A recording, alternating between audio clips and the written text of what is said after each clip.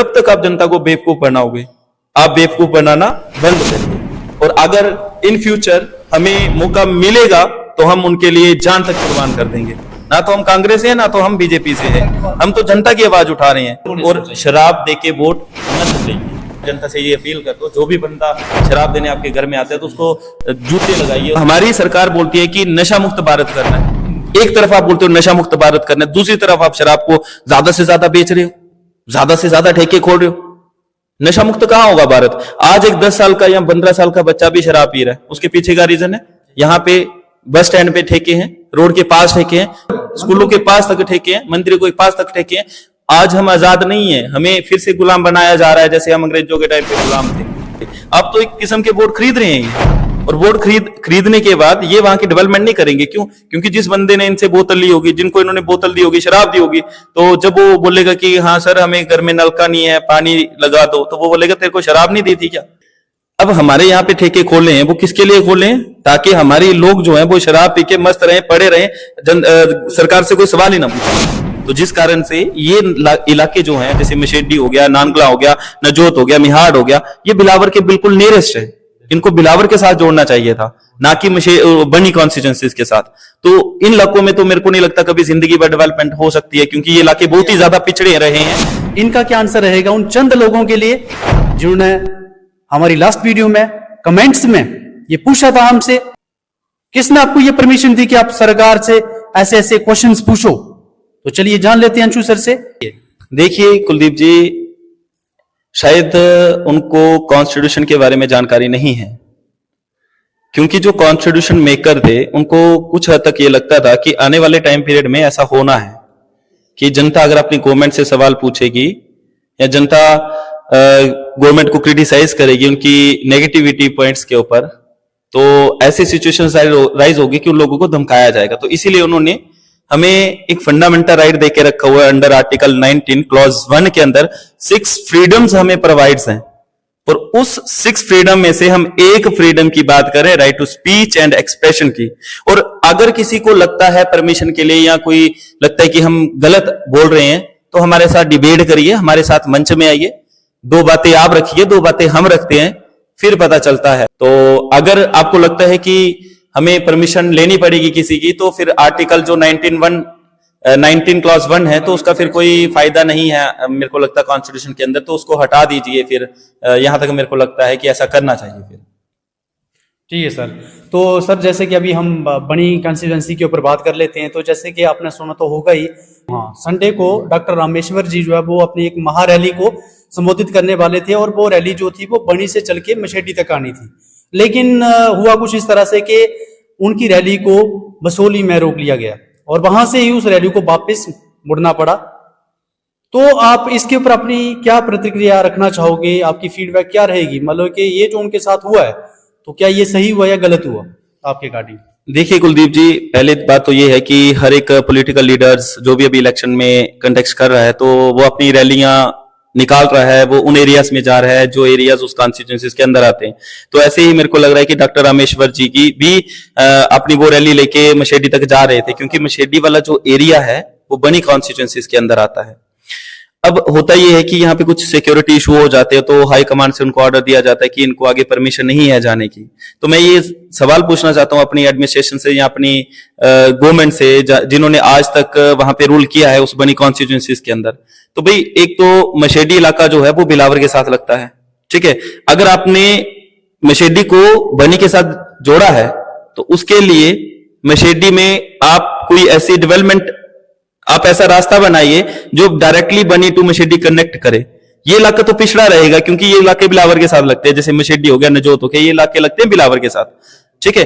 तो यहाँ पे कुछ सिक्योरिटी इशू की वजह से डॉक्टर रामेश्वर जी को यहाँ पे नहीं आने दिया, उनकी रैली को नहीं आने दिया, क्योंकि आपने देखा होगा सैटरडे के दिन यहाँ पे धन्नूप्रोल जो कठुआ डिस्ट्रिक्ट में पड़ता है, वहां पे कुछ टेररिस्ट आए थे, तो उनके साथ एक ऑपरेशन चल रहा था, हम काउंटर फायरिंग हो रही थी। तो मेरे को लगता है कि कुछ हद तक सिक्योरिटी के बेसिस के ऊपर उनको यहाँ पे नहीं आने दिया, ठीक है। तो ये हाई प्रेशर था, और ये भी लगता है कि हो सकता है कि अपोजिशन वाले उनको थोड़ा रोकने की कोशिश की हो ताकि आप उस एरिया तक ना पहुंचे अपनी रैली लेके, क्योंकि मैंने उनके साथ देखी है, इतनी ज्यादा दुनिया है, तो इतनी ज्यादा दुनिया देख के लोगों के अंदर कुछ चेंज आएगी, तो वो चेंज मेरे को लगता है वहां पे नहीं लाने दे सकते वो।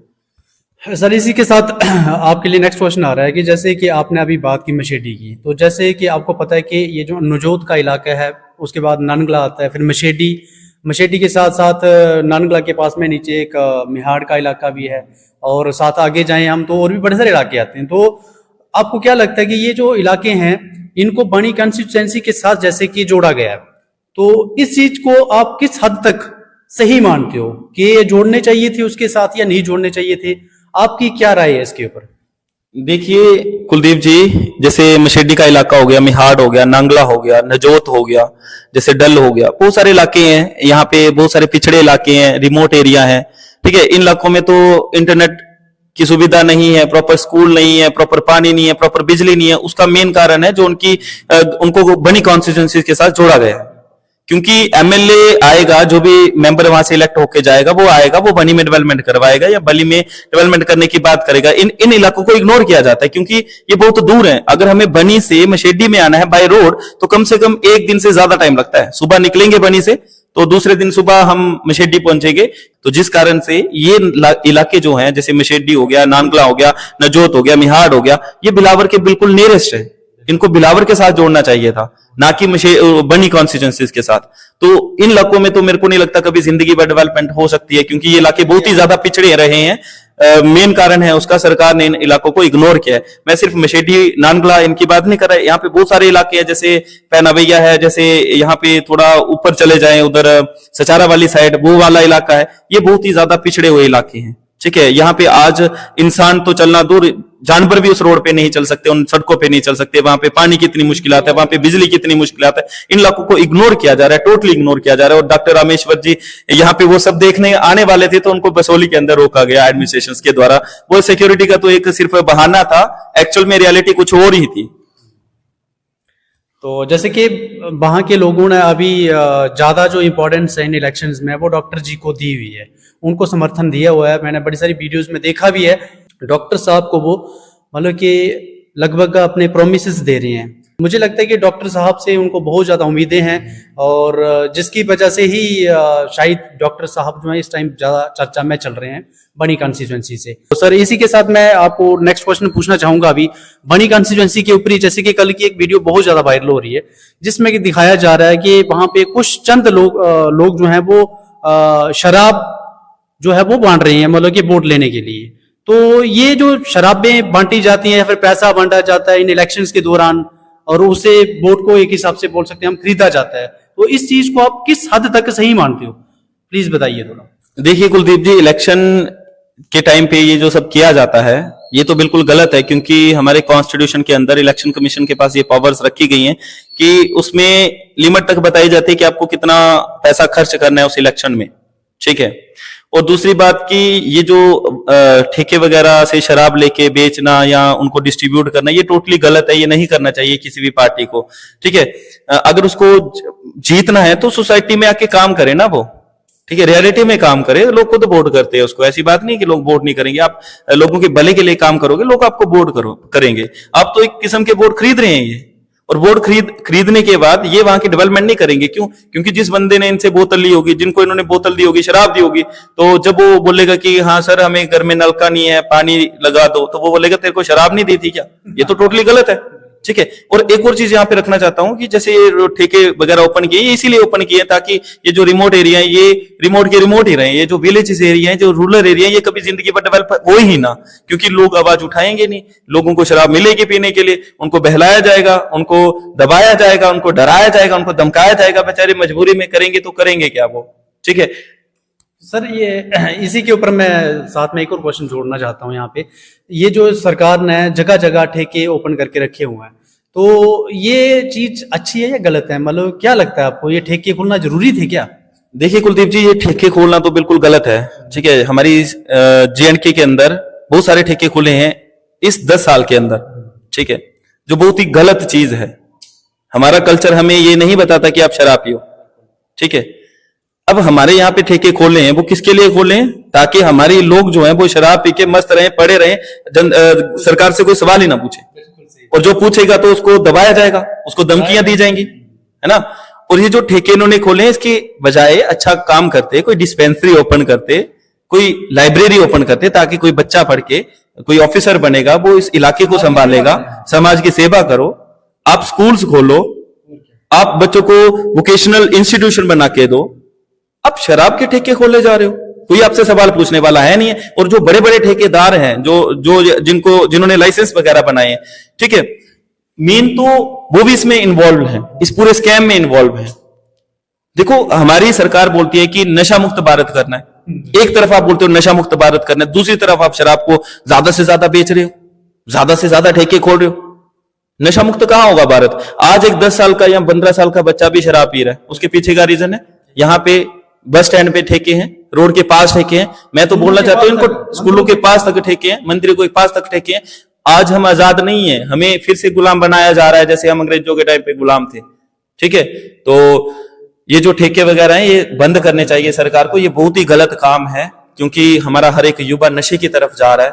तो नशे से बचाना है तो यहाँ पे अच्छी अच्छी चीजें खोली जाएं, यहाँ पे लाइब्रेरी खोली जाए, यहाँ पे वोकेशनल इंस्टीट्यूशन खोले जाएं, यहाँ पे स्किल उनको प्रोवाइड करने के लिए कोई इंस्टीट्यूशन खोला जाए। ये तो इनसिक्योर हो जाता है बंदा गांव के अंदर, ठीक है। एक बंदा आएगा, शराब पी के गालियां निकालेगा, हल्ला करेगा, घर जाके लड़ेगा, ठीक है, उल्टा फैमिली वालों को तंग करेगा। तो ये टोटल गलत है, ये टोटल गलत है। इससे सोसाइटी में बहुत ज्यादा नेगेटिविटी जाती है। और मैं यहां तक बोलूंगा कि हमारे इंडिया के अंदर दो ऐसी स्टेट हैं, जैसे बिहार हो गया, राजस्थान हो गया, वहां पे शराब टोटली बैन है, ठीक है। तो जेएनके के अंदर भी शराब को टोटली बैन किया जाए, अगर आप इस जेएनके की तरक्की चाहते हो, जेएनके को बचाना चाहते हो। आज युवा नशे की तरफ जा रहा है, और नशे की लत इतनी बुरी है ना, अगर एक बार किसी को लग जाती है, वो फैमिली तक बर्बाद कर देता है, ठीक है। तो सरकार अपनी आंखें खोलनी चाहिए सरकार को। देखो, मैं एक और चीज बताता हूं, अगर किसी ने हेलमेट नहीं पहनी है तो उसको फाइन किया जाता है, वो सही है कि हाँ भाई उसकी सेफ्टी के लिए, तो आप ठेकों के ऊपर फाइन भी करो ना, ठीक है। आप इनको टोटली बंद ही कर दो, सही बोलो तो, ठीक है। अभी सिर्फ शराब नहीं, यहाँ पे बहुत सारे ऐसे ऐसे ड्रग्स यहाँ पे बेचे जाते हैं, युवा को उन ड्रग्स में लगाया जाता है, जिससे कि वो सरकार से सवाल ही ना पूछे, सरकार मजे से रूल करती रहे। बहुत सारे ऐसे लोग हैं जो नशे में मारे जाते हैं, ठीक है। तो अभी एक इंसिडेंट भी हुआ था यहाँ पे, पीछे एक बंदा था, बेचारा मर गया था वो पीछे, और कारण क्या बताया था कि उसने शराब पी थी। तो भाई आपने शराब खोल ली क्यों? एक जैसे सिगरेट है, सिगरेट के ऊपर छोटे छोटे लफ्जों में दिया होता है कि ये हानिकारक है, सिगरेट की डब्बी के ऊपर। जैसे कुछ और भी बहुत सारे ऐसी चुटकियां वगैरह, तंबाकू वगैरह, उसमें भी दिया होता है कि ये हानिकारक है। तो आप बेच क्यों रहे हो? हानिकारक है तो जनता तो खरीदेगी उसको, आप जनता को इन्वॉल्व कर रहे हो, जनता को जबरदस्ती उनको बेच रहे हो। तो ये सारी चीजें बंद होनी चाहिए। सरकार से यही गुजारिश करता हूँ कि आप जल्दी से जल्दी इन चीजों को बंद करिए, और शराब देके वोट मत लीजिए। जनता से ये अपील करता हूँ, जो भी बंदा शराब देने आपके घर में आता है तो उसको जूते लगाइए, उसको मारिए, इतना मारिए कि आइंदा से ये ऐसी हरकतें ना करे। वो आपके पूरे पीढ़ी को खराब कर देगा, वो आपके पूरे परिवार को खराब कर देगा। तो ये हाथ जोड़ के आपसे विनती है, आप एक राइट कैंडिडेट को वोट करिए, चाहे आप जिस भी कैंडिडेट को वोट करेंगे उसकी काबिलियत देख के वोट करिए, हवा में वोट मत करिए। क्या बात है सर, आपने बिल्कुल हमारे जो लोग हैं उनकी बिल्कुल आंखें खोल दी हैं। और जैसे कि नशे की बात चल रही थी, तो मैं भी आपसे यही रिक्वेस्ट करना चाहूँगा कि प्लीज़ अपने इस भारत को, अपने इस जम्मू कश्मीर को बचा लीजिए। कि कुछ पार्टीज जो है ना, वो अपना वोट बैंक बनाने के लिए दूसरी पार्टीज के ऊपर एलिगेशंस लगाती हैं, अपने आप को इतना अच्छा दिखाते हैं दुनिया के सामने कि हमसे बढ़िया कोई है ही नहीं, और दूसरी पार्टी को तो इतना ज़्यादा ब्लेम करेंगे कि उसकी इमेज को डाउन करने की कोशिश करेंगे। तो ये आप किस हद तक इस चीज़ को सही मानते हो, इसके ऊपर थोड़ा सा रोशनी डालिए। तो अगर इन लीडर्स में दम है ना, तो किसी दूसरे को क्रिटिसाइज ना करके अपने दम पे वो वोट ले, ठीक है। तो हर एक लीडर, मैं सिर्फ एक को टारगेट नहीं कर रहा हूं, हर एक लीडर ऐसा करता है। और पहले अपने आप को तो साफ करिए, फिर उसके बाद एलिगेशंस लगाइए किसी दूसरे के ऊपर। अगर हम बोल रहे हैं तो हमने वो काम नहीं किए हुए हैं, ठीक है। हमने कोई घोटाले नहीं किए, हमने कोई स्कैम नहीं किया, हमें जो लग रहा है हम वो चीज रख रही हैं जनता के आगे। और ना ही हम कोई पॉलिटिकल पार्टी से बिलोंग करते हैं, ना तो हम कांग्रेस से हैं, ना तो हम बीजेपी से हैं। हम तो जनता की आवाज उठा रहे हैं, ठीक है। तो कभी कभी ये टारगेट भी किया जाता है कि ये पता नहीं कांग्रेस से हैं, ये पता नहीं बीजेपी के हैं। हम किसी भी पार्टी को सपोर्ट नहीं करते, हम जनता को सपोर्ट करते हैं, क्योंकि जनता ही हमारे लिए सब कुछ है, हम उसी की आवाज बन के आगे निकल रहे हैं। और अगर इन फ्यूचर हमें मौका मिलेगा तो हम उनके लिए जान तक कुर्बान कर देंगे। ठीक है, ये बात मैं अपने साफ शब्दों में आपको बता रहा हूं। और एलिगेशन से एक दूसरे के ऊपर लगाना सही नहीं है, ये टोटली गलत है। लेकिन प्रोपोगंडा करिए, पॉजिटिव भी रखिए, उसके नेगेटिव भी रखिए, उसके पॉजिटिविटी भी रखिए, दोनों चीजों को साथ लेके चलिए। आप सिर्फ नेगेटिविटी बताते हो, पॉजिटिव बताते नहीं, उन जनता को गुमराह करते हो। जनता सोचती है कि हाँ यही होता है, पता नहीं हमेशा यही होता रहेगा, या इसने यही किया है। कब तक आप जनता को बेवकूफ बनाओगे? आप बेवकूफ बनाना बंद करिए, मेरी यही अपील है आप सभी लीडर्स, नेता लोगों से। ठीक है, अगर आप जनता को बेवकूफ बनाओगे तो आपका बहुत बुरा हशर होगा, वो भगवान सभी को देखता है। ठीक है, तो कोई बात नहीं, हम नेक्स्ट वीडियो में फिर हाजिर होंगे आपके सामने और बहुत ही इंटरेस्टिंग फैक्ट्स की बात करेंगे। और इलेक्शंस का दौर अभी खत्म होता है, तो अब हम इलेक्शंस के ऊपर वीडियोस नहीं बनाएंगे। अब हम नेक्स्ट हमारा जो टारगेट रहेगा वो फैक्ट्स के ऊपर बात करेंगे, हम आपको अवेयर करेंगे, सोसाइटी में इंप्रूवमेंट्स लाने की कोशिश करेंगे। अगर कभी किसी को कोई प्रॉब्लम आती है तो हमारे डिस्क्रिप्शन में कांटेक्ट नंबर है, तो हमसे कांटेक्ट करिए। तो शुक्रिया बहुत बहुत आपका। तो ठीक है फिर दोस्तों, आज के लिए हम वीडियो यहाँ पे खत्म करने जा रहे हैं। मिलते हैं नेक्स्ट वीडियो में, तब तक के लिए बाय बाय, टेक केयर।